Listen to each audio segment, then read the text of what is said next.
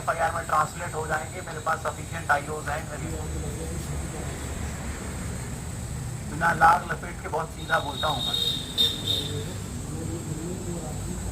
तो अगर किसी को लग रहा होगा कि संख्या बल के आधार पर नॉनसेंस या न्यूसेंस क्रिएट कर लेगा तो नहीं होगा।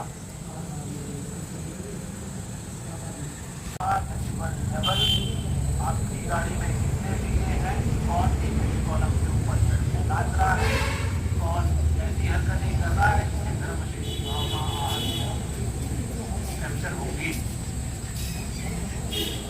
अच्छा मूव करते हुए शायद मैं ना रुक पाऊँ, मौके की वजह कर तो मेरे धैर्य की परीक्षा नहीं लगी। कोई आदमी यहाँ लॉ का वायलेशन नहीं करेगा।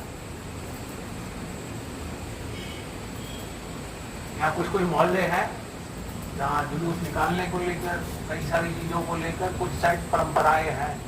उन परंपराओं से भीतर जाके किसी ने कुछ खुराफात करने की कोशिश करी तो फिर भाई है दुष्परिणाम होते हैं। भीड़ करती है, मुझे पता है, एक आदमी को नेता बनना होता है।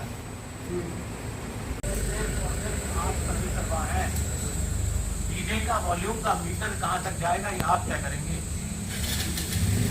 डीजे के स्पीकर से किस गाने की आवाज बाहर आएगी आप तय करेंगे।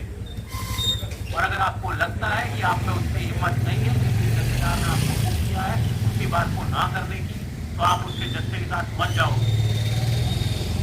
जब मैं मुकदमा लिखूंगा आपके ऊपर तो ना जत्थेदार आएगा ना कोई आएगा, और सिर्फ आप होंगे जो उसको भुगतेंगे।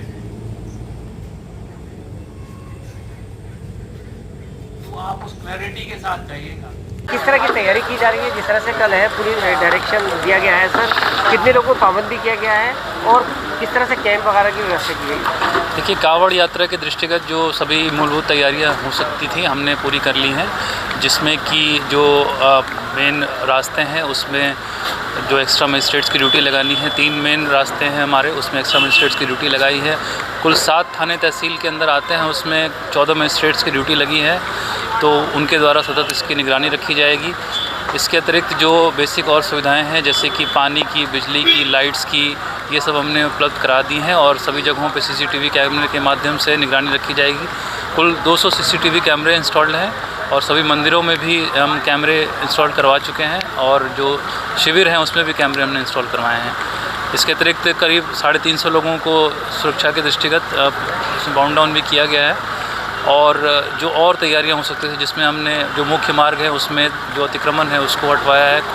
200 पॉइंट्स हमने चिन्हित किए थे, उस रास्ते को हमने खाली कराया है ताकि जो रास्ता संकीर्ण हो गया था वो चौड़ा हो और कोई किसी भी यात्री को आवागमन में कोई दिक्कत ना हो। फूड सेफ्टी के दृष्टिगत food safety connect app launch किया गया फूड सेफ्टी विभाग के द्वारा, जिससे कि कोई मिलावट या और जो फूड से संबंधित किसी शिकायत है उससे लोग उसको ऑनलाइन ऐप के माध्यम से दर्ज कर सकेंगे। धन्यवाद।